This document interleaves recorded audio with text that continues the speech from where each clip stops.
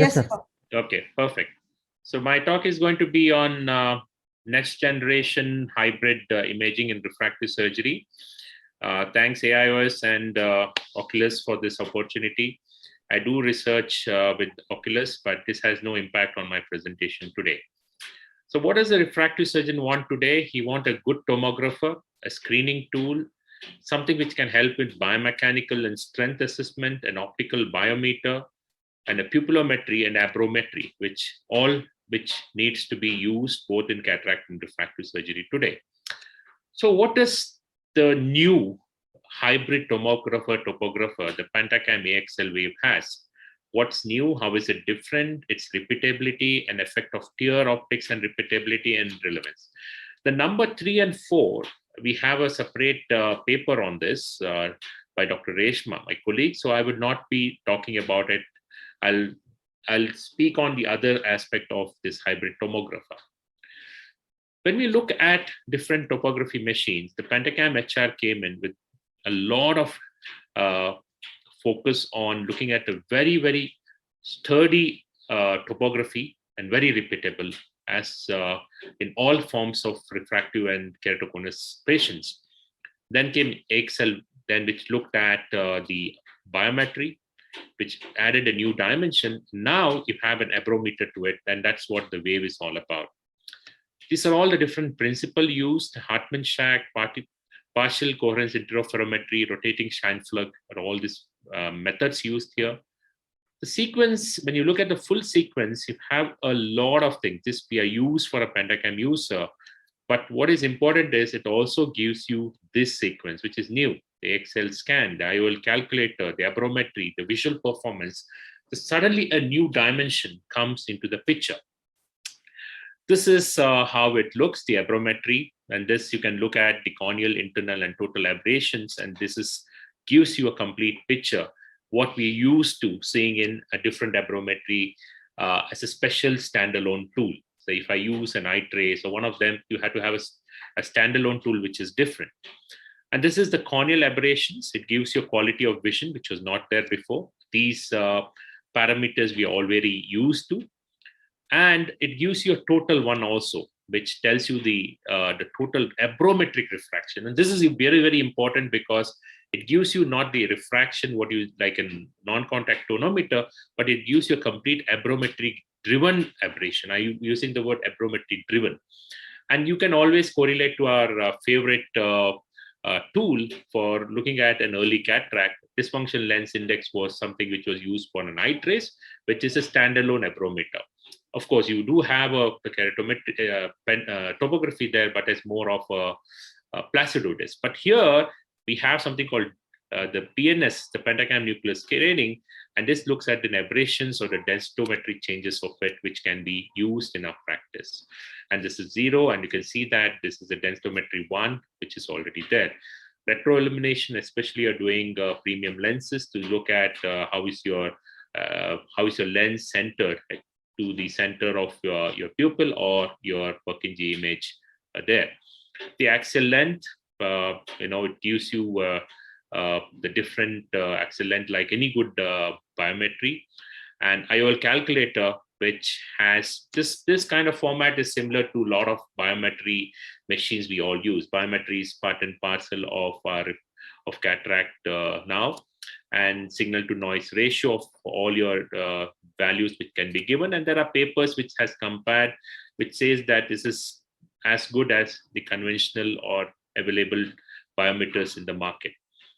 A lot of formulas for you to choose and play around with it, and how you choose your IOL formulas or through different calculators. This is something which is inbuilt, and just like any other biometer, you can do a topography, then look at an aberration, then do an axial length, then look at all the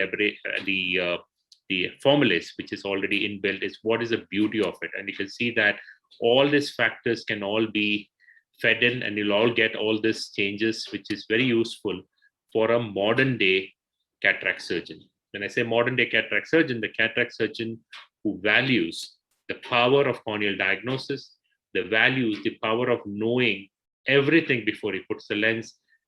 He values the power of the way corneal astigmatism is behaving, both the anterior and posterior, and also the impact of aberration. All this, if you are a modern day cataract surgeon, you should know, and that all goes into planning your IOLs. And all this is completely built into this machine. So how is it different? I've told you already, it is a one machine which is completely mix of multiple things and built into perfection. So what happens is it gets you all that what you need to do if you're using any of the other aberrometers or topographers, that it's only part and here and part there. So you get everything on one go, and that is how it is completely different. I'm going to skip these slides in the interest of time, because this my colleague is going to speak, so I'm not going to go into this. So basically, this is a single instrument which looks at your tomographer, which you all know, the aberration, corneal and ocular, and the biometry. And that's what is the power of this machine. So I would end my talk here, and I have 3 more minutes. So if there anybody here wants to ask questions, or we can discuss on something on this particular chapter. Dr. Deepti, if you are there, want to ask something, start a discussion.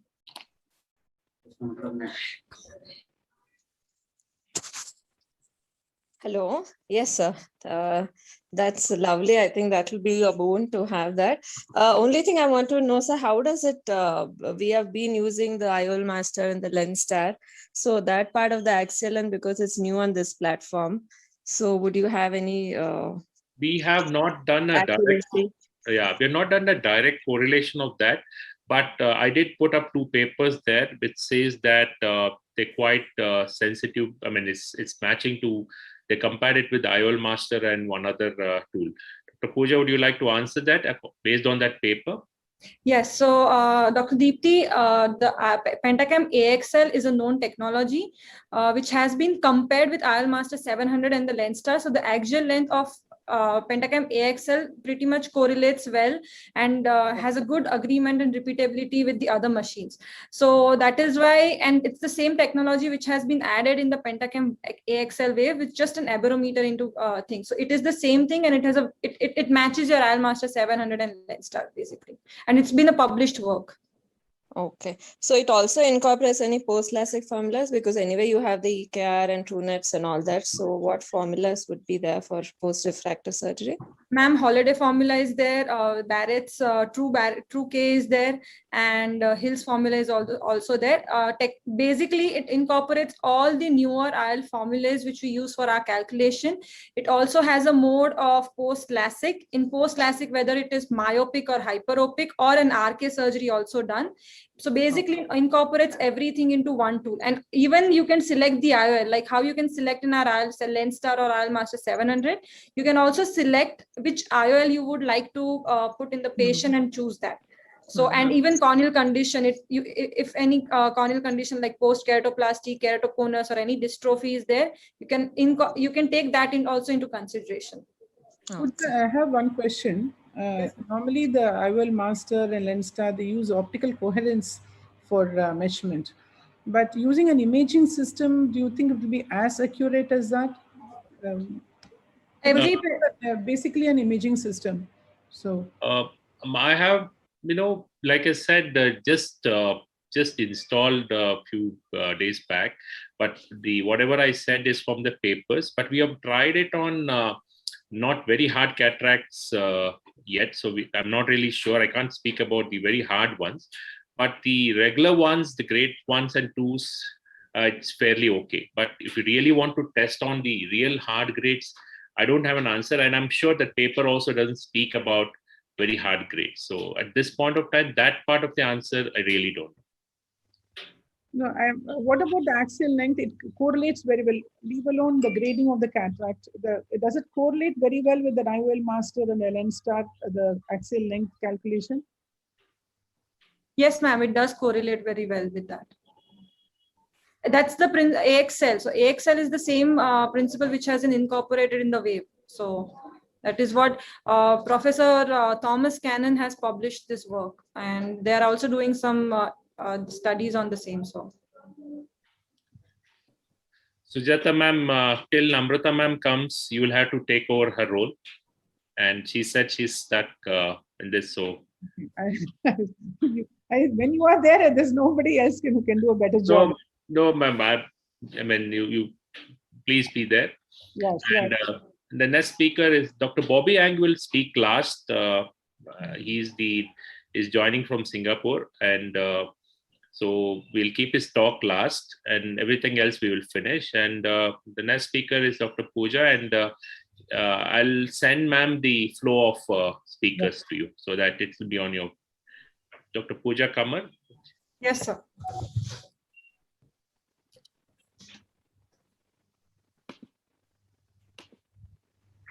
I would like to thank AIOS, KLB team, Namrata ma'am, Rohit sir, and all the panelists here for giving me this opportunity to talk on biomechanics and topography, the need of the hour. So we all know that topography and tomography has been the gold standard when it comes to doing your refractive surgery. And of lately, yes, biomechanics is also picking up its role, and the how important it is for us to have biomechanics incorporated with our tomography to have a higher sensitivity and specificity when we are choosing our case, what to do, when not to do. So biomechanics have different principles. They are of either tangent modulus, which are the Young's modulus, or the bulk modulus, or they are dependent on the secants modulus, which are the shear modulus and the Poisson's ratio. So all our machines are based on that. But for the interest of this session, I'm going to be talking about Corvus ST. So now Corvus is a Scheimpflug based device, which gives us multiple parameters. Like, it just doesn't give you one biomechanical parameter. It gives multiple parameters, like in the form of dynamic corneal response. It gives you the deflection and the deformation amplitude. It gives you the CBI and the TBI values. And it also now helps us in a biomechanical comparative display, like how we just compare the topographies. So this is the dynamic corneal response map, where you can see how the deformation amplitude is, the applanation length, corneal velocity, the arc length, and what is the DA ratio. So basically, any deformation value, amplitude value, they say that below 1.2 would be like the cornea is stronger. Anything less than 1.2, that means the cornea is a little bit on the weaker side, and you need other parameters to take care of it. But however, it has to be correlated to your corneal thickness, because thinner the cornea, weaker your biomechanics would be. So that might be a pseudo positive result. So you have to take your corneal thickness also into consideration. The next very important map is the Vinciguerra screening report, which gives us a lot of information now. It gives you an information about the CBI, which is the Corvus Biomechanical Index. Corvus Biomechanical Index is nothing, it is but a combined parameter which takes into consideration 4 other parameters: the deformation amplitude, the integrated radius, the Ambrosius relational thickness, and the stiffness parameter. And stiffness parameter is one of the most important parameter, because that is the pressure during the first applanation movement divided by the corneal displacement.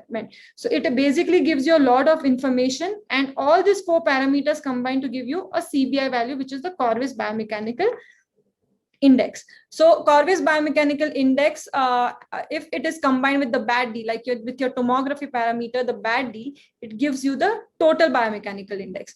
Now there are some cutoff values for your CBI and TBI. If the CBI cutoff value is, it is 0.28 for suspicious corneas, and above 0.5 would be abnormal. And in TBI also 0.25 would, below 0.25 is normal, 0.25 to 0.5 is suspicious, and above that is abnormal. And they said that it has a very work done by Professor Vinciguerra and et al. And team. They say that the sensitivity and specificity is extremely good for this CBI and TBI related parameters. So basically, these 2 parameters along with your tomography tells you a lot when to operate, when not to operate. The other new index came into picture is the stress strain index. Now, stress strain index is nothing but based on the Young's modulus, and it gives you, it is derived and validated, like it is kind of a finite element simulation based parameter. So it is, what it is finite element simulation? It is nothing but it divides your surface into multiple small objects, and it measures the strength of each of that object, and it gives you a value whether it is normal or not. And the curves are representative of the intrinsic elastic properties of the cornea. The advantage here, it is less dependent on your corneal thickness and IOP, which is like an advantage of these parameters. So the normal value is 1. This is also age related, and a normal population, normal value is based on your adult population. So any normal value, any value less than 1, it means it's softer. Any more value more than 1, it means it's stiffer. But the main advantage of SSI comes in your comparisons. So after any either your patient is on a watch, you've kept the patient under observation due to any condition, and you want, when the patient comes in for the next time, you want to see whether he has progressed or not, or whether you are trying to compare the LASIK outcomes or the cross-linking outcomes. This is parameter is important because you can compare 2 visits and you can see if the cornea has become softer, whether there is no change, or whether this cornea has become stiffer. So corneal biomechanical comparison displays just like our pentacam, and it gives you a lot of information. So now let's come to this case scenarios. If your all parameters are normal, or if they're all abnormal, we know what we are dealing with. But the confusion comes in when you're bad, like, one of your parameters is suspicion and others are normal. And here all, like, your badly is normal, but others are suspicious. So what are we dealing with? That is the main focus of a corneal biomechanics. So it is just like 6 blind men and an elephant. We are either looking at topography, either biomechanics, either 2 of them, and we are missing all of that. So we need to look at a complete picture and not just one parameter of it. So I'm going to go case-based approach to just to say that how these indices are very good and how it can help in our practice and not demotivate us. So let's see one case example. Normal topography, bad D is suspicious, CBI is normal. Here bad D is normal and CBI is normal. So we did an epithelial mapping. My colleague is just for our interest. This is nothing to do with pentacam, but just for our interest, what is happening here. We saw here that there was some little bit of hypoplasia present here, but no stromal or anterior elevation was present and no posterior elevation was present. So we know that what these parameters are saying are something normal. So just for our interest, we did we started imaging the collagen, which tries to tell us that what is the structure, orientation, and arrangement of the collagen in the cornea now. And this collagen is mainly responsible for the strength of the cornea, which is given by the biomechanics. So this is just a normal orientation of how the collagen fibers are in the cornea, and this is how your PSOC collagen orientation looks like. Just to simplify, more or denser the blue, it means the tighter the orientation and arrangement is, the lighter or the green or yellow or red it happens, it means it's towards the weaker side. So this is how your normal maps look like. So this patient had suspicious bad D, but the CBI index was normal. So what is there something abnormal we are dealing with? Let's see at the PSOCT. PSOCT, you can see a nice dark blue color here and here. That means this cornea is a strong cornea, and what CBI is trying to tell you is an absolute truth. If you go ahead and do a surgery for this patient, you would not land up in a problem and you would be in safe hands. So CBI is actually trying to tell you the truth here. The second case here is, one eye CBI is abnormal, bad Ds are normal, and the other eye CBI is absolutely normal. I'll just go into PSOCT. This is how the PSOCT looks like. If you can see here, it's completely normal. It's a denser blue area here. So what are we missing? What is the missing link here? As I said, this gives a corrected, like the Pachy corrected IOP. The SSI is normal here if you see in the weaker eye. But the IOP in the right eye where the CBI is abnormal is 7.5. And the CBI where it is normal, it is just 18 and 18.4. So I just want to highlight one point here that, even if your IOP is different in both the eyes, if it is not captured correctly somehow because of patient non-compliance or something, then also it can give you a pseudo false CBI. So always go, if there is a discrepancy, always go back and check IOP. If there is a discrepancy in the IOP, always repeat the measurement before taking a call what you're dealing with. The third case is, again, you're badly suspicious, CBI suspicious, TBI is normal. PSOCT, okay, like I want to add to the point, yes, your PSOCT is also on the little bit on the weaker side. Left eye is normal, which is a little bit correlating with your CBI parameters. So again, here, just to stress the point, CBI is telling you the correct truth. But how do we know that our PSOCT and the CBI parameters are normal or not? We just tried to study the molecular markers for this patient, where intraoperatively we collected the epithelium of the patient, and it was checked for gene expression analysis to see how the molecular markers are and whether our CBI and PSOCT is telling us the truth or not. So if you can see here, weak PSOCT, CBI on the weaker side, the LOX and the collagen levels are actually on the lower side compared to that of normals. And compared to here also, if you can see, everything is normal and your LOX and collagen are within normal limits. So basically just trying to say here that your CBI is trying to tell you the truth, and we should probably rely on it, making sure the sensitive the quality of scans are okay. This is just my last scan for today. Yes, every machine we need to look into details. CBI is normal, badly it's towards the suspicious side. PSOCT is on the weaker side. So this is one case where, yes, we need to be a little bit watchful, and sometimes we have to dig in deeper. This is also a software, AI-based prediction. It tries to predict the post-op stiffness of the cornea. Like basically will tell you that which procedure is best for your patient, whether to do SMILE, whether to do LASIK, whether to do PRK, and will you be in safe hands post-surgery or not. So it takes Pentacam and Corvus into consideration, and it creates a mesh-like model, and it tells you what the it predicts basically the post-op stiffness for you. And this is how the software looks like. You enter all your flap cap thickness, procedure, you take the Pentacam and Corvus CSVs into consideration and add your parameters here. And it gives you the report in newtons per meter. Newtons per meter is nothing like a spring-like of a mechanism. So it actually tells you the actual strength of the cornea. And just to show that if it's towards the periphery, it's a lot towards the outside side of the bell curve, it means that it is on the weaker side, and probably you would like to avoid doing a surgery for this patient. And I'm happy to announce that this software is right now, we are collaborated with Oculus, and they are soon going to have it in their Pentacam software and Pentacam and Corvus software. And you don't need a computer for it. You just need to click on the software in the Pentacam and you can get these results. So this is just a simple nomogram of what the structure, like your BAD-Ds, your CBI, your TBI are, and based on that, what procedure you can do. If everything is normal, you can go ahead and do any refractive surgery of your choice. If BAD-D is suspicious, but the other parameters are normal, you can go ahead and do a PRK or SMILE extra. If BAD-D is normal, but your CBI is on the weaker side, that means your cornea is on the weaker side. And if you do any LASIK-based procedure, you might land up in a complication. So here you would do a PRK or a SMILE extra or a phakic-IOL, depending on the refractive error you have. And if everything is suspicious, you go ahead and do a phakic-IOL. So basically, the idea here of the tomography and the biomechanics is not to scare you or not to reduce your practice.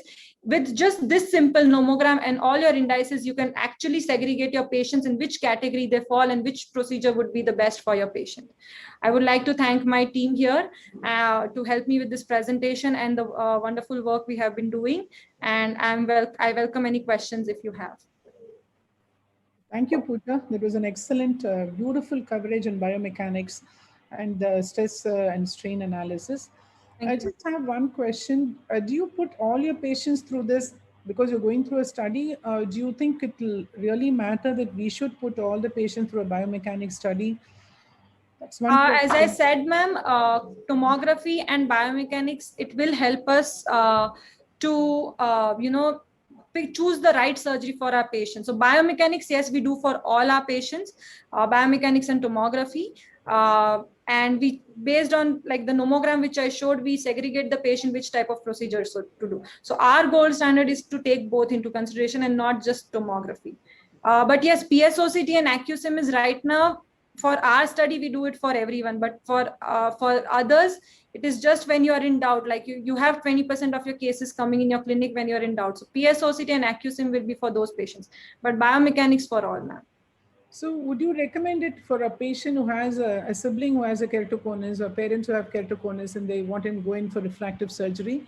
Would you recommend doing all these things, and if everything is normal, you can go ahead with a refractive, cornea-based refractive surgery? I would definitely recommend all these tests for that kind of patient, because if the parents or a sibling has, that means it's a genetic issue which the patient is dealing with. And if it's a genetic issue which the patient is dealing with, then the sibling can also have it sometime. So yes, all these tests, and if all these tests are normal, I would still go ahead and do a PRK extra procedure or a phakic-IOL. Okay. Any other questions? Yeah, Pooja, I have a question. Am I audible? Yeah, Sheetal, tell me. Yeah. When you're doing all these things, do you think you can correlate pretty well with tomography plus epithelial mapping and with your this thing? I mean, like how many cases you will find that you are taking a decision on tomography and epithelial mapping, like, vis-a-vis something is added by PSOCT? Or these two are good enough for us to go ahead even in that 20% cases? These two are 90% of the times good enough for you to go ahead with it. But as I said, 10% of the cases might fall into a suspicious criteria. So for them, you can still see it's nothing like like right now, PSOCT is not commercially available. So not everyone can have it. But definitely a tomography and a corneal biomechanics will help you take the decision. So how many percentage of cases in your study you feel that you have said good to go ahead on epithelial mapping and tomography, but something else has been shown by PSOCT and other? I would say around 90 to 95%. Okay. But we do rely on PSOCT at this point of time, because why are we relying on it? Because we are trying to connect the tomography with biomechanics and PSOCT. Basically, we are trying to enhance our knowledge of what the biomechanics is and what it's trying to tell you, so that, it's like a altogether a knowledge of it. So that's why we do it for our patients. Okay, thank you. Any more questions? Dr. Rohit, has any comments? Dr. Rohit is there? I think, ma'am, Not there. Okay. Yes, Who is the next speaker? Dr. Ritin Goel, is it? Is Dr. Ritin Goel the next speaker? I think, ma'am, we'll have to wait for him. We are trying to connect him. He's trying to join the hall. We can move on to the next speaker, ma'am. So Dr. Sneha Sengupta, who is the next speaker? Yes, ma'am. Dr. Sneha Sengupta would be the next. She would be talking about the ABCD software and its role in progression, stability, and flattening outcomes.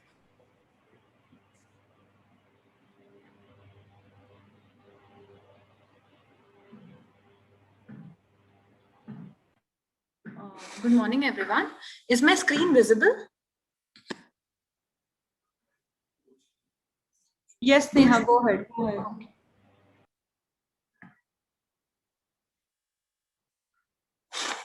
So I will be speaking about the ABCD classification. Now, there were many classifications available to classify or grade keratoconus, basically depending upon the slit lamp findings, the scissoring reflex, the topographic findings, but all these have become outdated or have limitations. Now, the Amsler-Koenig classification was the most widely used classification initially. It basically included the mean keratometric or the apical pachymetric values and only the anterior surface. There was no visual acuity taken into consideration, and it was enabled to classify cornea when the different parameters fell in different staging. So we needed a newer classification system, and then came the ABCD classification system. Here, when in the Pentacam, scroll down, when we click on the display, we get the topometric or the KC staging bar. If we click on it, we get this Berlin ABCD keratoconus staging. Here, the anterior radius of curvature, 3 mm around the thinnest pachy, the posterior, the thinnest pachy, and the best corrected visual acuity is taken into account. And the actual values are then staged from 0, 1, 2, 3, and 4. Finally, giving a staging below, which we can see as A0, B0, C0, and D0. Now, this is the grading system where the values of the anterior, the posterior radius of curvature, 3 mm zone, the thinnest pachy, the best corrected visual acuity, according to their values, are staged into 0, 1, 2, 3, and 4 stages. The best part of this classification is that it does not include only the anterior, it includes the posterior also, and it is measured around the cone and not at the apex.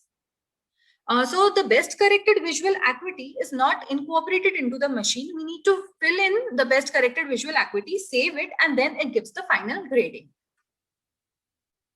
So this is a patient with early keratoconus, and this is the staging given by the ABCD. The second case is patient with moderate keratoconus, and again the grading given as A2, B2, C2, and D1. This is a patient with an advanced keratoconus, And the grading has, for A and B, has reached more than 4. The C shows a thin pachy, and the best corrected visual acuity is seen to be 20/100, and that has been graded as D2. Now, we have already defined progression as increase in 0.5 diopter or more in 2 keratometric values that are 6 in a steep meridian between 2 sagittal curvature maps 6 months apart. So, or it can be decrease in the corneal thickness of 10% or more at the thinnest point between 2 pachymetric maps. Now, this is the comparative map showing progression. The patient had come in 2017 and then in 2020. Now, on the right-hand side, we can see the ABCD keratoconus staging map, and we can see the actual values of the anterior radius of curvature, the posterior, the thinnest pachy, and the best corrected visual acuity. And it very well shows a progression in all the 4 parameters. So initially, the patient was A1, B2, C0, and D1, and the patient became A2, B2, C1, and D. Now, this is the map showing the progression of for 3 visits. The first visit is the baseline visit. Now, the green is the second visit and the blue is the third visit. We can very well see that the patient has progressed from A4, B4, C1, D1 to A2, A4, B4, C2, D1, A4, B4, C2, D2. So it very well, the first is the baseline and the other 2 visits are compared with the baseline.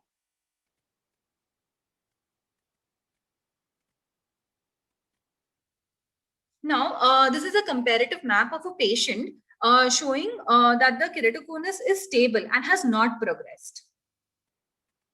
So this ABCD map, topometric KC staging very well shows that the keratoconus has not progressed in all the 4 parameters and the patient is stable.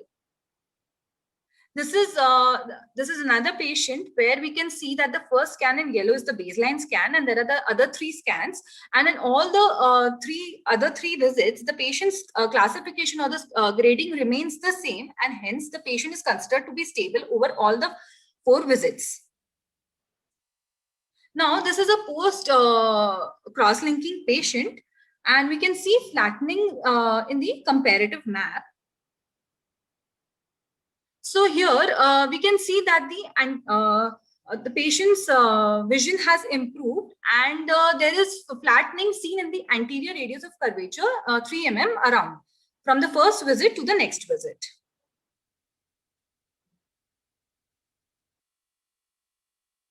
This is again a patient that is has come for us for follow-up over a period of a long time, and we can see that the patient has is stable, the visual acuity is perfect, and there is flattening in both the anterior radius of curvature as well as the posterior radius of curvature. So the take-home points are that the ABCD classification helps us to identify ectatic diseases earlier than the previously possible. It is a better way to classify the disease severity. It helps us to identify when and if the progression has occurred, and to identify the treatment outcomes post cross-linking. It also helps us to identify and document the keratoconus stability. Thank you for patient listening. Thank you, Dr. Sneha. It was a wonderful presentation. I just have one question for you. I just wanted to know what will be your cutoff before taking even leave alone the progression. I know it's mainly used as a tool for looking at the progression, but ABCD classification, what will be your cutoff for taking the patient up for a cornea-based refractive surgery? Like there's no cutoff. Basically, if the scan is showing progression, then we have to cross-link the patient. If the patient is stable on ABCD progression, we have a documentation and we would wait. But if the scan is showing progression, then we would definitely go ahead with the cross-linking to save. It helps us to treat the patient earlier. Okay.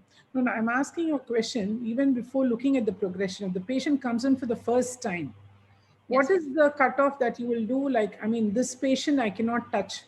I can't do any cornea-based refractive procedure. What is the classification of that? Whether it's A2, B2, C2, or what is the coding that you get? No.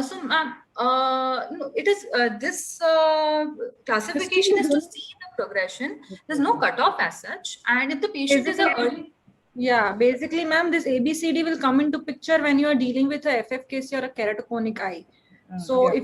if it's a normal patient, you would only rely on a bad D value and your biomechanics or just your tomography.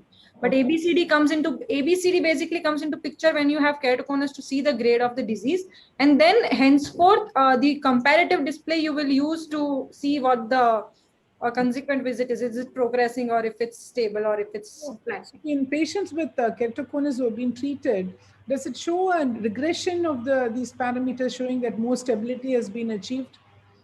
Yes, Uh, ma'am. It will show flattening, ma'am. So basically what bar she showed, like there were 4 bars. If Yeah. it's flattening, the second, like the bar next to it will go towards the left side. It will show a reduction in that parameter. So If I can add to that, ma'am, I think there the issue would be the K would be flattened if you're doing a stronger protocol, but your Pachy also would be thinner.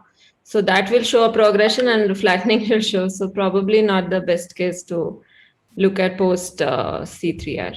Yeah. So, what parameters you would like to look into see the ABCD progression classification and keratoconus outcomes, as ma'am said, is she's correct.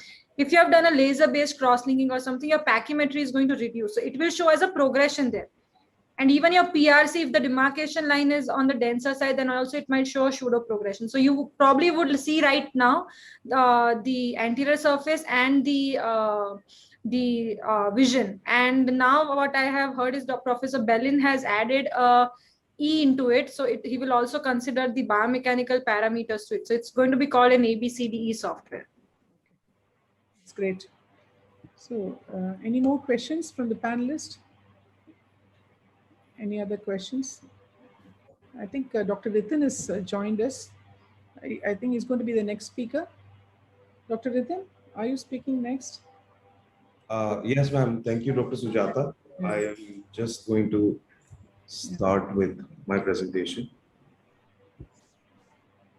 So, good morning, everyone. I'll be talking about the topic, which is kind of a hot potato, reading the elevation maps and the pentagram maps correctly.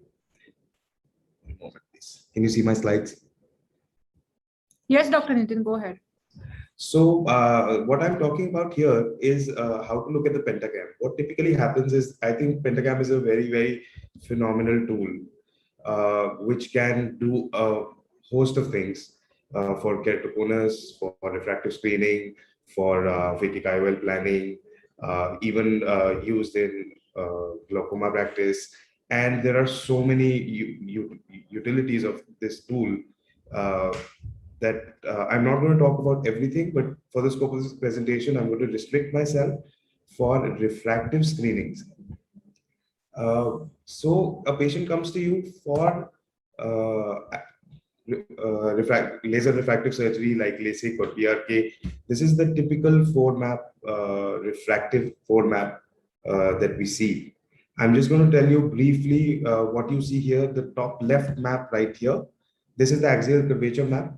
This is actually a topographic map of the cornea, very helpful for cornea surgeons like me.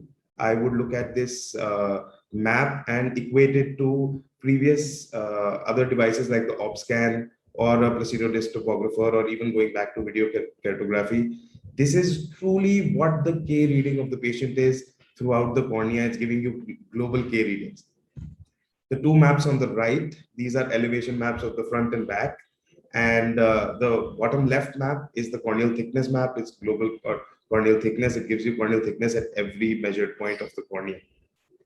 On the left hand side, you have this bar here where the first, second, and third column put together are essentially just talking about these 1, 2 maps, where it's telling us about the corneal front K, the corneal back K, as well as the corneal thickness.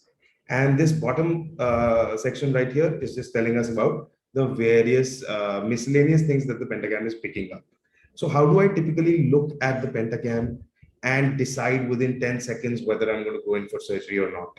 How can we make it fast? How can we make it intuitive? I could tell you here that axial curvature is probably it, where you have inferior steepening, cases where you have skewing of the steep axis, cases where you don't have isomerization between the left and right eye, patients that have steep Ks. All of these are risk factors where you need to be more suspicious going in for surgery. I could also tell you about the corneal thickness, how the thinnest pachy could be away from the center, and absolute corneal thickness could be less. These are cases which are worse. In the anterior and posterior elevations, I could give you the values of so many microns above the best fit sphere is a high risk factor. But I don't normally do that because it's very time consuming, and it can be very flustering in a busy OPD when you have to see 10 to 15 pentagams a day. I usually would take use the help of Bellin to do this for me. So if you look at a typical Bellin-Ambrosio map, if you look at the bottom right here, you have 5 indices: the DF, the DB, the DP, the DT, and DA. And I'm just going to describe what each of these do. The DF is calculated by these 3 maps here, which is essentially just the anterior elevation map, and it's running a program through it to highlight which how much more the elevation is. I'm just going to explain this really quick. Bellin-Ambrosio enhanced ectasia display is a really smart tool. What it does is that it does all its calculations based on the thinnest pachymetry location. It looks at the point of the thinnest cornea, and it assumes that cases of early ectasia will show the maximum change in this area. It takes front elevation maps excluding 3 millimeter area of around the thinnest point and including it, and gives you a difference map. Essentially what it's doing is that it's telling you if the front elevations is something to be concerned about. If it's green, it's all right. If it's yellow, it's borderline, and if it's red, then there's something significantly wrong. The same applies to back elevations as well. So that covers the first 2 indices. The next 3 indices are pachymetry indices. What it's actually using is the pachymetry map. The pachymetry map that we had just seen here, this is the main basis for all of these 3 indices. Now, if you look at these 3 indices, what are they? The DT, the third index, is just an absolute value of the minimum corneal thickness. If it's less than 490, you'll probably get a yellow. If it's less than 470, you'll probably get a red. And that's very similar to the kind of refractive screening that we do. Below 490, we probably don't want to do LASIK. Below 470, we probably don't want to do even PRK. And these cases are generally high on our suspicion list for leaving out. The DA is the inferior displacement of the thinnest point at the cornea from the center of the scan. And this is a good measure. And this is another pachymetry index, which will tell you if there's something seriously wrong with the pachy. The DP becomes a little more interesting. DP is essentially looking at how quickly the corneal thickness increases from the thinnest location going to the periphery. So if you look at these 2 meridians, the green one and the blue one here, this blue is the fastest rate of increase of the corneal of the pachymetry from the thinnest location to the periphery, and the green one here is the slowest rate of increase from the thinnest location to the periphery.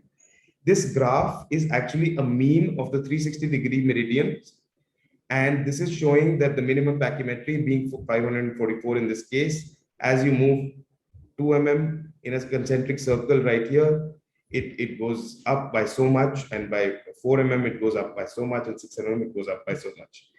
The dotted lines on either side of it are actually the 95% confidence intervals of a normative database, and this has been shown in an exponential way in the percentage thickness increase. Is essentially the same graph, but should this line be falling outside of the 95% confidence intervals, it means that the cornea is not normal. So what is normal for Bellin-Ambrosio ectasia display? Bellin-Ambrosio had very smartly done something where they had taken up 2,000 patients, created a normative database, and anything that is falling within 95% of normal is green or white in this case. In case it's falling between 95 to 99.5%, it's yellow. And in case it's more than 99.5% outside, then it's red, which raises a flag. I think this is a really important tool, and it can give you a lot of guidance. The only fallacies of Bellin-Ambrosio display are one that being an American study, it's included patients that are Caucasian, African American, Hispanics, as well as many Orientals. But I think the number of patients which are Indian are probably very less. In India, we typically see small corneal diameters. along with thick or thin corneas of all thickness. So many of our normal corneas do tend to show things which are not normal. Additionally, one more problem that I have with Bellin-Ambrosio display is that it really misses out on our original keratometries, like cases where we would look at the axial curvature map. It really doesn't show you anything. So a quick guide for me would be just to look at the 5 indices at the bottom of the Bellin-Ambrosio display, then quickly go back, look at the corneal diameter of the patient on the first page or on the quad map, and look at the axial curvature map and try and formulate my opinion. It's highly subjective whether you're going to take a patient for refractive surgery or not. It depends on the patient's requirement, the risk appetite of the refractive surgeon, and your belief in what you're seeing. But I think it's safe to say that it's much better to be safe than sorry in general. Whatever you do believe, keep a very good margin and leave out the cases which are really borderline. Thank you.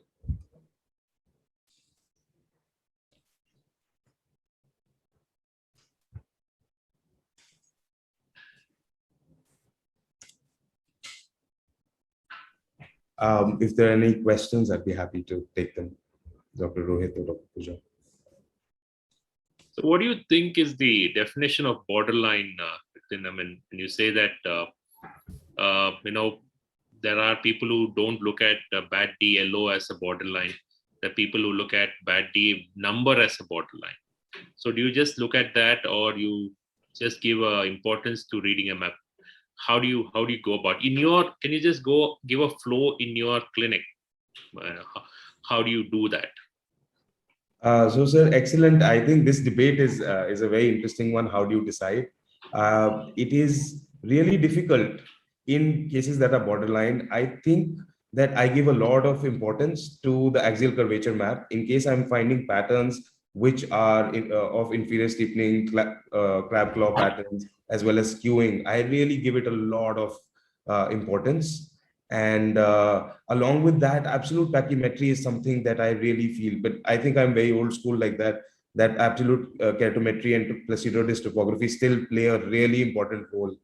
And Bellin-Ambrosio has made life so simple. It's analyzing the front and back elevations and just giving it to you on a platter. It's also telling you how good or bad the pachymetry is in terms of the rate of change, as well as displacement, focal thinning. So just put all of that together, look at the refractive error, and just don't stretch it too much is the way that I normally go for it. I don't have a single answer for your question, sir. Can I ask one question? Yeah, please. I don't think there's anybody who has.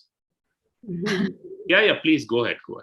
Dr. Ritin or Rohit sir, is there any subset of patients where you feel Bellin is not doing its part as well? Because I have an experience to share. Do you feel any cases where probably when you're studying an FFKC of the other eye keratoconus, any particular type of cones you feel the Bellin-Ambrosio is not picking it that well as you probably would expect it to? So I'll take that. I think Bellin-Ambrosio errs on both sides. To be honest, I don't think it's Dr. Bellin who's making the fault, it's the program. So let me first set it straight. He's a very smart guy and it's a very smart program, but the program has normative database only of Caucasian eyes. The one place where I found that Bellin-Ambrosio consistently makes a mistake is cases where the cornea is very thick, like 550 above, and the corneal diameter is very less, like 11.3 and below. The back elevations tend to show up as yellow or even red very often. And I think I heard Dr. Rohit Shetty's talk once where he was explaining why and how this happens. It is because it just ends up selecting the wrong best width sphere for that. And the machine is not designed for interpreting those results because they don't have that in the West.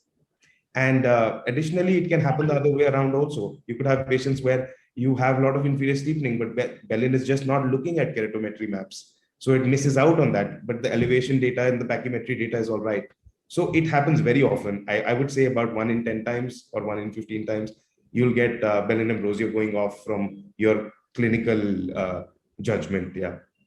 Actually, I have a little different observation. Now, when you look at the Bellin part, is basically the elevation. When you look at the Ambrosio part, that is mostly on the pachymetry. So if I've studied a lot of FFKCs, and I feel the elevation part does not pick if it's slightly a paracentral cone. A central 3 mm cone, it picks bang on, but if it's a paracentral cone, a lot of FFKCs where the Bellin part is not missing, but the Ambrosia part of the pachymetry, I think the progressive index picks up, even if it's a very thick cornea, which is quite surprising. So I feel the pachymetry picking up FFKC is much smarter than the paracentral cone. So probably in some, I have a compilation, so sometime I can just put that. So actually, in fact, asked Professor Bellin, but I think he didn't understand that properly. I couldn't get a solution. So that is something which I strongly have observed. Even if the peak of the cone is at 3 or 4 mm, the Bellin part or the front and back does not pick it that well. Challenge with any of these topographers is it's when you go from the center to the periphery, minute goes from the periphery, your noise starts coming into the picture. Okay. See, many times, if you go and see the raw images, you can see the edge detection of these machines. You'll realize how many times machines sometimes tells you about, but it tries to cover up sometimes because of through edge. So you will get a right picture on your edge detection, especially in this different curvatural changes. That's the only explanation we can give you at this point of time. I think we're a little short on time, but I just want to add one last point. Dr. Deepti very well said about the elevation part and the pachymetry part. I just wanted to add one last thing, that the pachymetry indices I don't believe in so much. You know why? Because when you look at the minimum and maximum progression, the green and the blue line that I was trying to show, very often in scans where the DP, which is the progression index, is showing you a yellow or a red, you go back and you look at 3 and 4 scans, the meridians of the minimum and maximum progression of pachy change are completely different in 4 scans.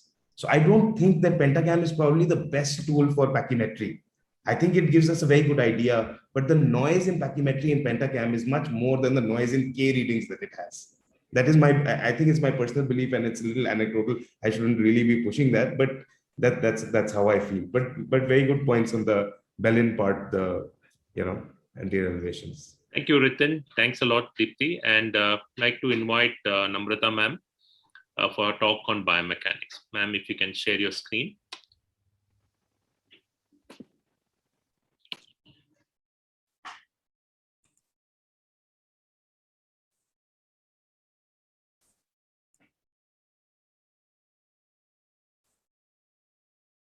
So I think I'll be talking to you about application and reliability of Corvus ST in various clinical scenarios. And very quickly, we will go through the theory part. Corvus ST is dynamic and non-invasive and uses high-speed Schemfleck camera, which records deformation at 4,330 frames per second over a horizontal range of 8.5 millimeters, and it has about 140 digital frames that it measures.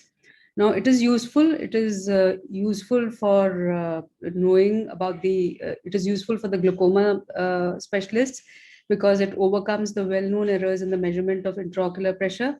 It is also useful for screening for diseases such as keratoconus and glaucoma, predicts the responses to corneal procedures such as corneal collagen cross-linking and laser vision correction. And there are other new applications which are also underway. So this is just to show the same. Now, as far as the intraocular pressure is concerned, it gives you biomechanically corrected IOP, and that is very useful, especially post-refractive in cases of patients who've undergone refractive surgery. So the definition or the definition of the various parameters as follows. That is, you have the initial state like this, and there is a puff of air which goes onto this applanation length, and as this puff of air goes onto the cornea, this dips down a little bit, so you have a deformation amplitude, and there are two such applanations which happen, and deformation amplitudes which happen. And basically, based on these parameters, the various biomechanical parameters are designed. So this is how essentially it looks like, and you do get these kind of maps in this. And this is more from the theory point of view as to what are the various parameters that are involved in Corvus ST. Now, these are the parameters, the A1 time, A2 time, A1 length, A2 length, A1 velocity, A2 velocity, the highest concavity time, the peak distance, and more importantly, the deformation amplitude.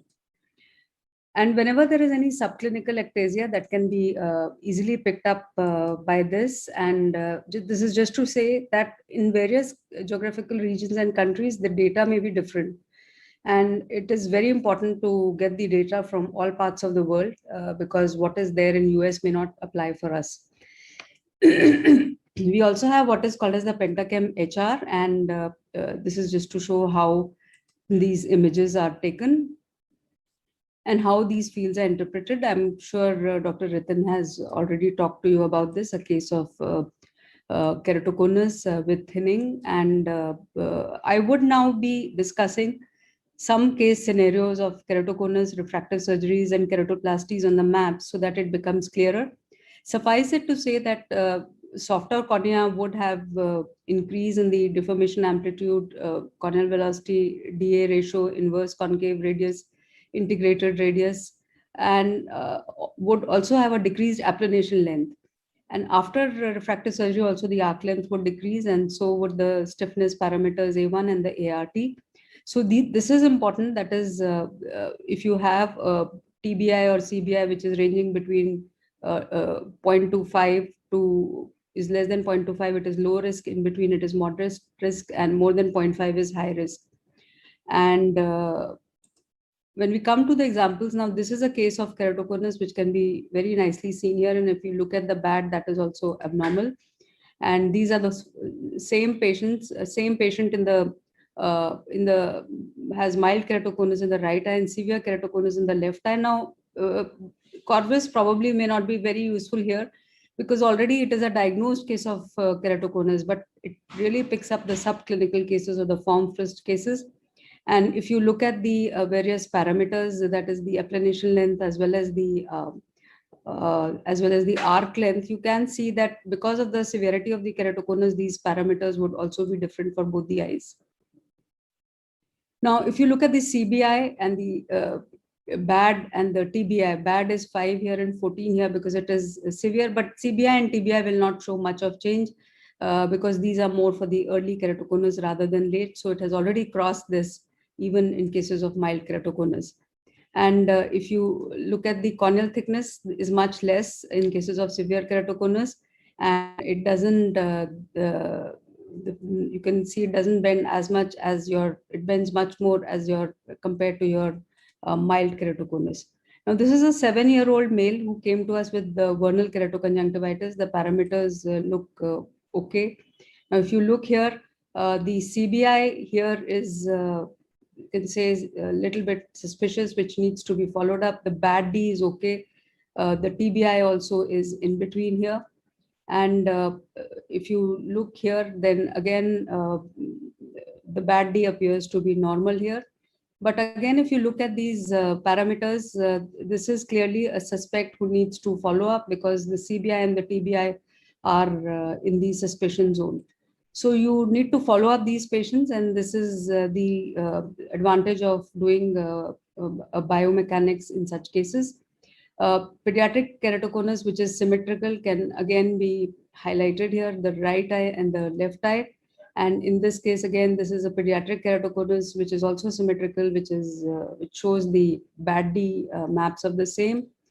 And then these are the TBI and the biomechanics of the same, which shows that, again, both of them have crossed that point where they're gone into a severe category or moderate category. And biomechanics probably will not be that useful here. It is more for the early cases and the form-frisked cases. Now we look at the PRK4 maps refractive here. And then if you look at the dynamic corneal response pre and post-op, it looks almost the same. And again, if you look at the CBI LVC, then notice that it is normal, which is expected because it is a surface procedure. And pre and post-op PRK, if you see the corneal deformation, then it is not saying almost the same, but nearly the same pre as well as post-operatively. Now, these are the 4 LASIK maps refractive, and in this it is expected to change pre and post-op. You can see that on the pentachem, again, it is showing some amount of increase in the posterior elevation and decrease in the pachymetry. And if you look at the biomechanical or the tomographic assessment, then again, it appears to be normal.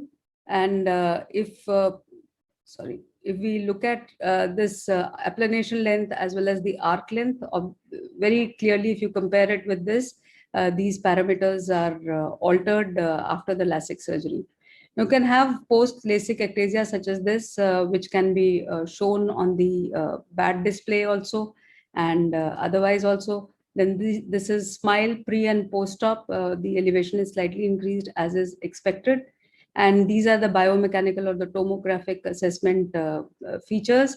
Notice that although pre-operatively the CBI was a little borderline, TBI was all right, but following laser vision correction, it is still coming in the normal zone.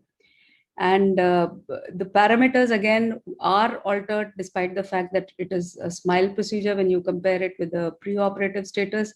And again, when you look at these pictures, you can see that post-operatively, again, the cornea is thinned out, and it is tending to bend a little more. It is tending to get a little more deformed. We also looked at our cases of intacs with CXL, but we did not come across anything much. We did not expect also anything much as far as the biomechanical parameters are concerned, but we had done collagen cross-linking. But I'm sure, I think it is the additional factor of intacs which has marred the effect of collagen cross-linking. And so we could not pick up anything on this in terms of tomographic parameters or in terms of the pentachem. Then just to, I was curious to know what happens to penetrating keratoplasty. This is with the sutures in and this is with the sutures out. Notice that there is ectasia here. And if we look at the BAD-D here, it looks okay, but because of the ectasia, this BAD-D is grossly abnormal. And again, if we look at the biomechanics here, you can see that this is still in the normal range, but here it is showing features of ectasia. CBI is increased, the BAD-D is increased, the TBI is also increased. Following post-DALK again, alteration can be again seen post-DALK. There is some amount of ectasia there, also highlighted by BAD-D. And but if you look at the CBI, again, it is altered. The BAD-D here doesn't look to be altered, but here it is borderline.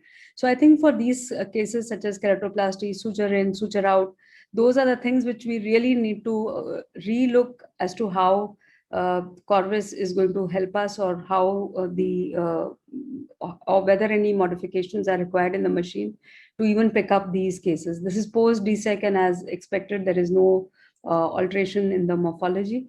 And although CBI is altered and TBI is also in between, the BAD-D here is showing to be normal. So again, these are the case of, these are some cases which we really need to look at in greater details. So standardization of normative data in different ethnic groups is required, as this may be different geographically. Limits of diagnosis of the study of biomechanics need to be expanded. I've already shown you the limits. Biomechanics of cases should be more inclusive, to include cases with other pathologies, corneal transplants, including donor corneas. And we are still in the stage of infancy, but there's a potential to change the whole new world of biomechanics. So thank you very much for your kind attention.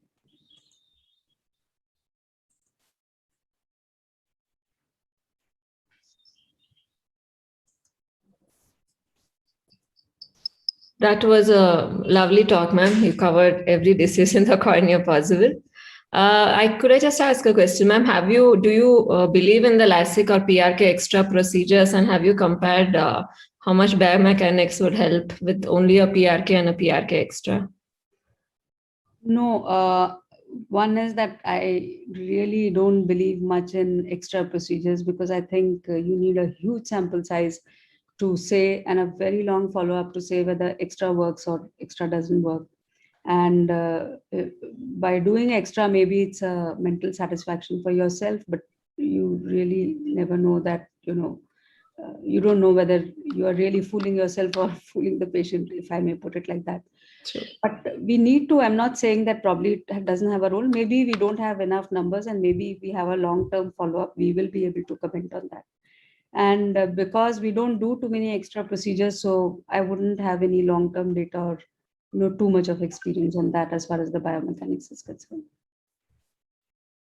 And in the study you have done, ma'am, if you look at the posts, you showed us a lot of posts and pre-SMILE and PRK. So compared to Femto and PRK, where do you think the biomechanics of SMILE is standing right now?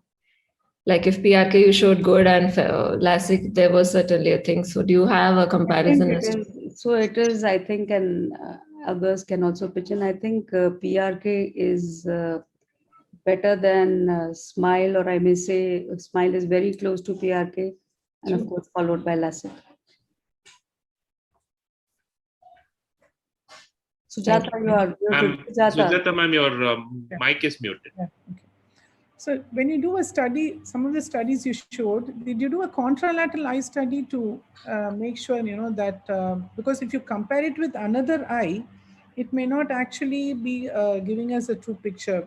Are you doing a contralateral eye study in these patients of the same patient having two different techniques, or you're just putting together a sum of the different techniques and finding out? Because see, each eye, the biomechanics is different. Unless you do a contralateral, one eye undergoing PRK, the other eye undergoing SMILE, then probably it might look much closer than doing 100 patients SMILE and 100 patients PRK.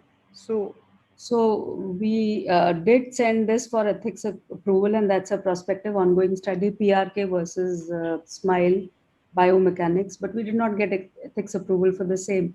Because for our ethics, if we are doing a study, contralateral eye study, then who's going to pay for the procedure? So PRK procedure is different and SMILE is different. And if you want to do that kind of a study, then either the institute should pay for it or the company should pay for it, because there's a gap in terms of the economics of the two. So we did not get approval for the study, so we had to modify it, and I really don't know how we are going to convince a patient. I am sure Rohit can pitch in. How are we going to convince a patient saying that you are a part of a trial and you get PRK in one eye and SMILE in the other, unless you do it free for the patient? Because if they have heard SMILE, they want only SMILE. If they have heard Contura, they want only Contura. If they have heard, it's like that. So they'll come up with, can you do Contura for me, or can you do SMILE for me? It's something like that. So very difficult to convince that, okay, I'll do SMILE in one eye and PRK in the other.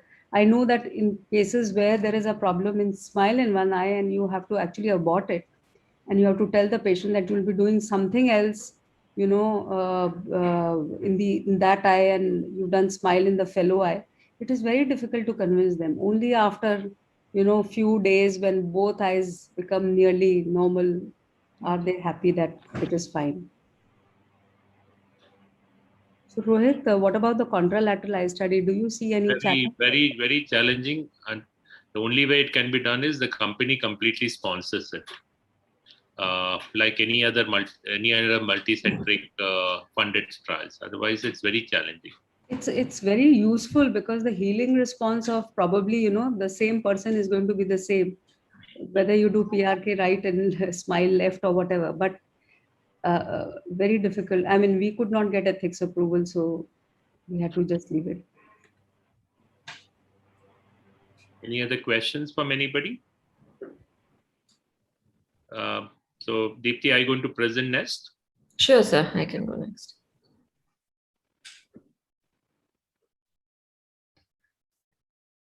So basically, I'll present two cases. I would not call it toughest, but something where looking at the Pentacam, I would have to put my thinking cap on. So the first patient was a high-profile patient. He was a doctor's son and very keen on LASIK. He kept waiting for last 5 years till he turned 20 for LASIK. So if I had to look at his Pentacam, 1 second, yeah. So this was his power. He was 20 years and -6 or 7 was his spherocylinder. So his front elevation back was perfect. Pachymetry, I was very happy, 568. topography looked perfect. And it was little steeper cornea. Mean was 45, but still quite good. Now, this was a time when probably we started using the Belen then and there. So we do see a lot of these yellow here and there, where generally we do a surface ablation, but this was quite an alarming DB. So if you look here, it's totally in red and it is 5.32 on the back surface. Pachymetry also said 2.75. So generally you do develop a correlation when you start looking at the quadnap and the Bellin-Ambrosio. So this certainly I was not comfortable, and it totally didn't match his front elevation or his quad maps. It was 1.3, and DB, the cutoff should be 2.6. For red, it is 5.32. So certainly that was, I looked back and everything looked perfect. It was less than 15. There was slight increased difference from front and back, I could say, but this would surely not explain the Bellin-Ambrosio. And this was the only option for him was a corneal surgery, because quite astonishingly, his anterior chambers was quite shallow. It was 2.32, which is quite rare in myopic of that. So that is when we thought there's something the software is not doing properly. So we did his white to white, and it was quite a small white to white. It was 9.78. It was really not quite obvious on clinical examination. So we did a caliper and the Schleimflug. So that is when we realized that's when I actually started looking into how the Bellin-Ambrosio normative data was built in. And it's very simple. Now, all these are predictions. They look at standard deviation. So obviously a small cornea would never fit into their database. And no wonder it could be showing in red, because this explanation had to be given, being a doctor's family, why this is showing alarming red. So this was the reason, a small cornea was the reason why all the Bellin-Ambrosio parameters were showing wrong. So to keep it simple, small corneas jinx the entire, most of your analysis where it's based on presumption or normative data. So this would be a normal, say around 11 mm limbus to limbus. And in a small cornea, though it's very healthy, the entire thing is shrunk. So whenever you're looking at the 3.5 mm exclusion, everything gets erratic when you have a small cornea, as the thinnest to the thickest is quite rapid, like in a keratoconic eye. So here we had a good explanation of why this was red. And I think I was enough convinced to go ahead. We still did a surface ablation, but it's been 3 years and perfectly doing well. So what I learned from this case is whatever you have, I think it's very important to understand how your machine normative data or presumptions is staying, like 1SD, 2SD, you know, and each patient is different. You'll never match the normative data. So I think once you have an explanation of that, we are more confident that it should be fine. And whatever is the best technology, I don't think we can take it blindly on face value, and unless we go back to the basics, it's very tough. So I think that is when I actually sat and looked into the entire way the Bellin-Ambrosio was calculating. The next case is again a interesting one. This was a person who had diagnosed to be keratoconus and came to us for a second opinion. So his refraction was -2, -1, and 6.9. So this is, he, I think, was carrying a TOMI TMS, which was quite a pathognomonic keratoconus. So we repeated his pentacam here. He had not undergone that. So the front was looking okay. The back certainly suspicious, 20 plus. And there was a significant thinning, but it was a little superior. And there was a very irregular and an inferior steepening on the topography. So this is certainly not a normal cornea, but doesn't fit into an actual keratoconus looking at the pattern. So we have an abnormal map, an inferior steepening, and a thinned out superiorly. Now we know that we won't be available for doing the scan. So we know how the pentacam works. There is a rotating image, and we have a lot of the times when patient is not educated that he moves his eye. So whenever I see something like this, the first thing we rule out is eye movement. But pentacam is pretty good in picking it up. It does give a quality score in yellow or red whenever there's a movement. And you can also see here. So went back to the patient, but this was bang on. The quality score was perfect. I asked my technician to repeat it again, but it was exactly the same bad corneas and the quality score was good. The next thing when you look at such irregular erratic pictures is corneal scars. So high MAC, I looked entirely if I'm missing a macula grade scar, which is there, perfectly normal. The specular was looking perfectly normal. And is it really an ectatic cornea or something else which is not matching a keratoconus? I was not convinced because there was no scissoring as such. There was a smile split. So that's when I walked up to the machines to see. We did his Placido, and here you see. he is certainly not looking at the light. And this is the reason why a Placido is giving a typical inferior cone. And this can be beautifully studied on your pentacam also. If you go to the overview, you can actually see here in the top left, where is the centration. So it is totally, he's not at all looking in the center. So, but why is the QS coming thing? So this was not that he was not fixing properly. This was a patient with a gross parafoveal fixation. So bichara, he is looking bang on the target, but the cornea is totally deviated because of his parafoveal fixation. So I kept wondering, what if I miss another patient like this? Shouldn't the quality score really tell me it is not fixing front? So actually, if you look at the QS, it cannot pick where the patient is looking for. What it can pick is basically if the patient moves. So this patient had quite a steady parafoveal fixation. That's what it was not picked by the QS. So I think it's end of it, how we use these technologies. These techniques are very good, but as we have said, always correlate clinically. The machines really do not pick. And when we are observant, I think there are a lot of such patients which the machine has done a good job, but it's up to us how to look into this. So I think it's very important we go back to the basics of even the best machine we have. And in medicine, I said 1 + 1 is never 2. So I think these two clinical cases really made us thinking as to why it is so abnormal. So I thought I'll put it up here. Thank you, Deepti. I think we'll have a next two talks and then we'll have the discussion later. Sure. Dr. Robert, are you ready to speak next? Hello, yes. Good afternoon. Share your slides. Yes. Good afternoon. Sorry, I'm a little late for the cataract part of the pentacam, but here are my slides.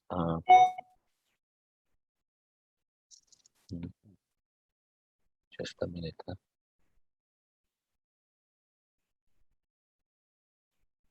I think it has come in the presenter view. Yeah. Yes. Okay. Thank you. So good afternoon. I'm here to present share my slides on incorporating the Pentacam AXL into my cataract workflow. I'm a speaker for Oculus. So my patient workflow in the clinic starts with the refraction. We have optometrists to do the refraction. Then they go for consultation and slit lamp with the doctor. Then afterwards, we decide if the patients go for screening for diagnostics, especially if they have cataracts. Then the last stage is the counselor doing the costing and the scheduling. So the objectives of diagnostics in cataract surgery are the following. First, we want to detect pathologies and unusual findings, and we usually need to check the cornea, optic nerve, and retina, determine what types of IOL can be used. So I used whatever the diagnostics are to screen what cannot be used. And also we need the raw data for IOL calculation. So I'm here to just present two cases, simple cases where it guided me in decision making. So this is a 54-year-old male, blurred vision, hyperopic, and wants to get rid of glasses. So he actually came for LASIK. So my old machines I use are Orbscan. So here I see a regular with the rule astigmatism. Everything seems okay, but shallow ACD, as you can see here. And then I use an IOL Master 700, and it gives me all the usual parameters. Now, how did the Pentacam aid me in this patient in terms of decision making? So first is we have the fast screening report, and we have 3 levels here. I divide the fast screening into 3 levels. Level 1 is the glaucoma part, level 2 and 3 are the cornea part. So in the glaucoma screening part, we can see here that this patient has narrow angles and a shallow chamber. So I can use this parameter to actually show the patient why there's a suspicion of a primary angle closure in the future for him. Corneal thickness seems normal. Steep or flat curvature seems normal.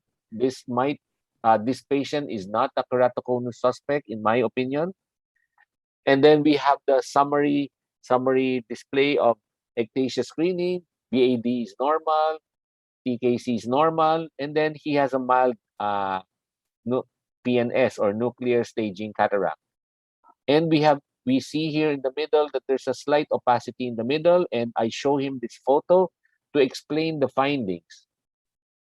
So we have this cataract pre-op display, and this is the new display of the Pentacam. We see here the SIMK in this level, keratometry readings, the total corneal refractive power is here, and aberrations are here, and all the other features. So how did this screen help me? First is the keratometry. I can see that the patient has significant astigmatism. So this patient will definitely need a toric IOL. And if the difference between total and SIMK are very less than 0.5, then I can use either. But if I suspect that it's very different, maybe I would need the total corneal refractive power to use it for my IOL calculation. The second thing is the total corneal higher order aberrations here. I use this as an irregularity index source, and if it's below 0.3 or 0.35, then maybe this patient has a regular cornea and I can use a multifocal. And the third thing is the Z400 or the corneal spherical aberration. And if this, usually we see patients in the 0.25 zone in the normal corneal spherical aberration, but this patient has a little bit of a higher Z40 or Z400. So if I need to choose a monofocal IOL, I need probably to use a negative aspheric instead of a zero aspheric or spherical IOL. And then we have a PNS score of 1, which is, I show the patient that you don't have that much of a cataract. So another thing about the Pentacam is it has my favorite formula, which is the Barrett formula. I use the toric. This patient tells me it's 22.5 with cylinder of 1.5. That's what I should order.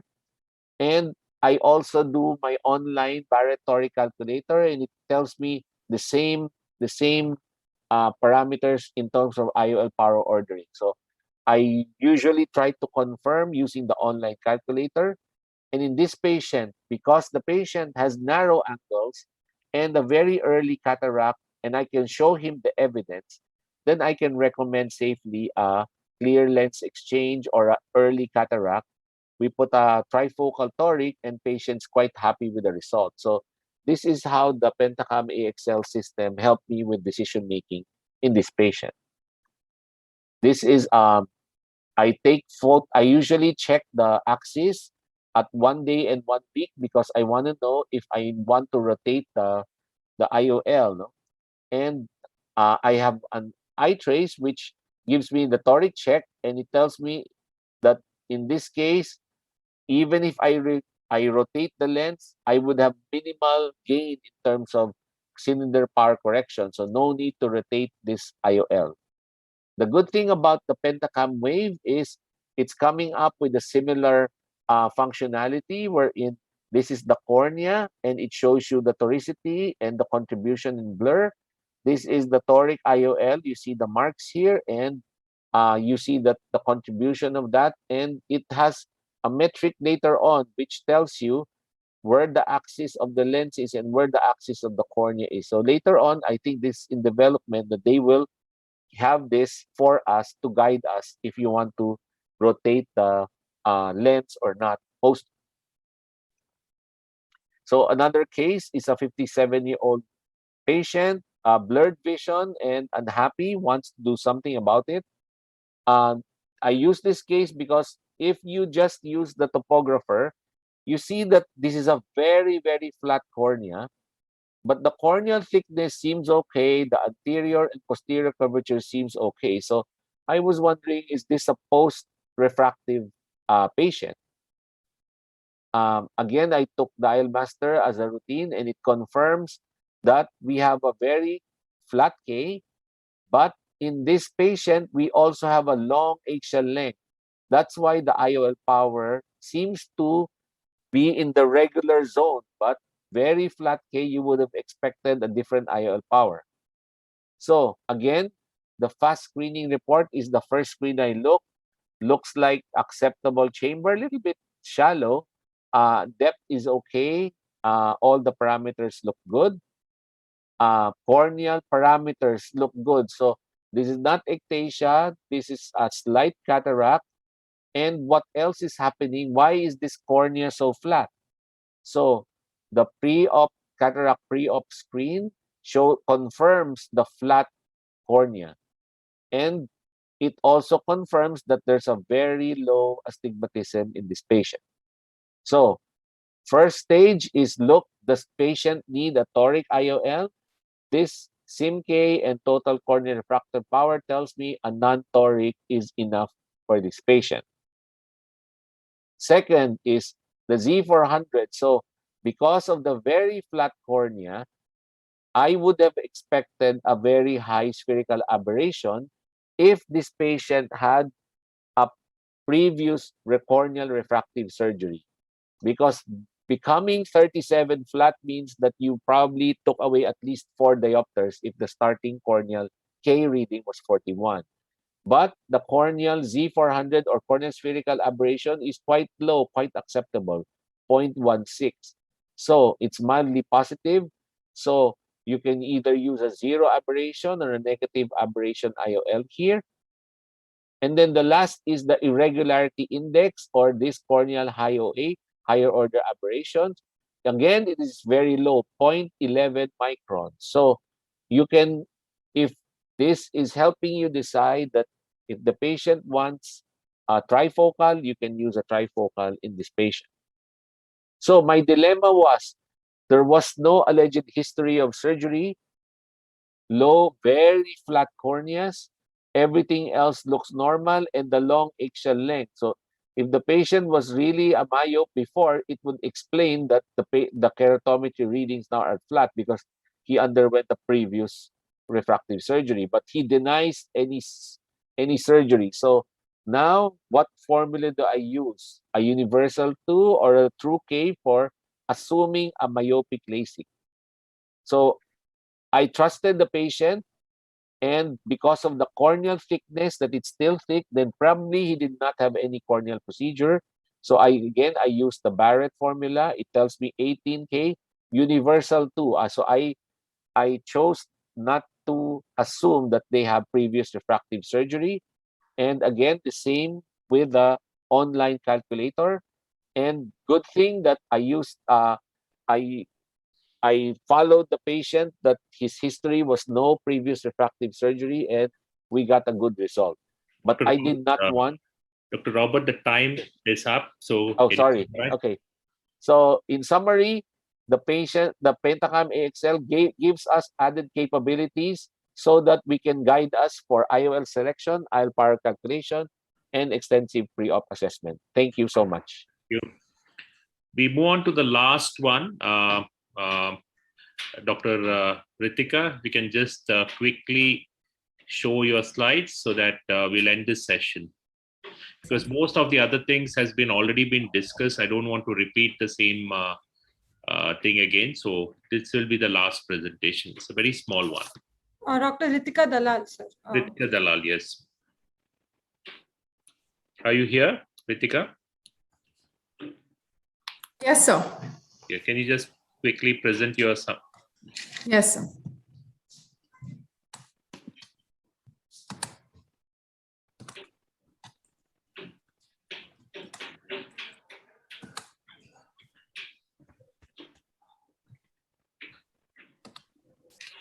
Okay. Good morning, everyone. So I'll just be presenting a few interesting cases with the Pentacam.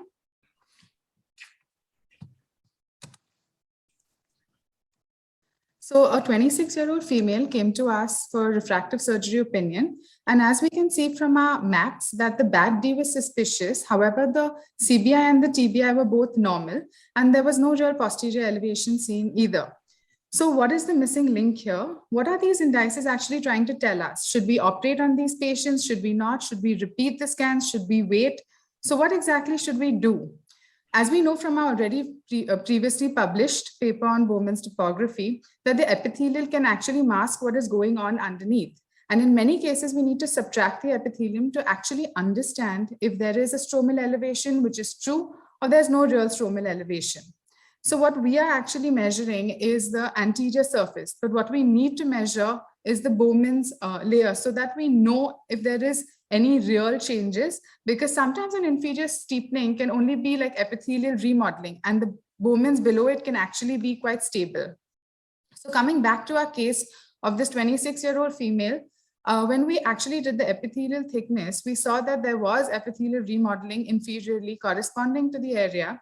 And now we know that the BAD-D was probably changed because of this. And the CBI and the TBI, which was indicating that this was actually a strong cornea, is what we should follow. And in this case, we could have probably gone ahead and done the refractive surgery. Also, in another case where a similar girl came for an opinion about a refractive surgery, we saw quite similar changes where we saw that the BAD-D was again in the suspicious zone. So it was wise again here to do epithelial thickness, where we saw that the culprit here was the epithelium. So the CBI is a very powerful tool actually, which can be used to make sure that the cornea is as strong as it is. So then the decision on whether the refractive surgery is done or no can be easily made. Thank you so much. Thank you, Ritika, for a quick presentation. So I think we have come to the end of this session. I thank all the speakers and the KLB for organizing this. And thanks, Namrata ma'am, for joining in spite of busy schedule. Dr. Sujata ma'am, thank you. And thank you all the speakers. Thank you. Thank you, Dr. Rohit Shetty, and all the other speakers for actually making this happen at such a short notice. Thank you. Thanks, Angul. Thank you. Thank you so much, everyone, for finishing it on time. Thank you so much for your insights and for this informative session.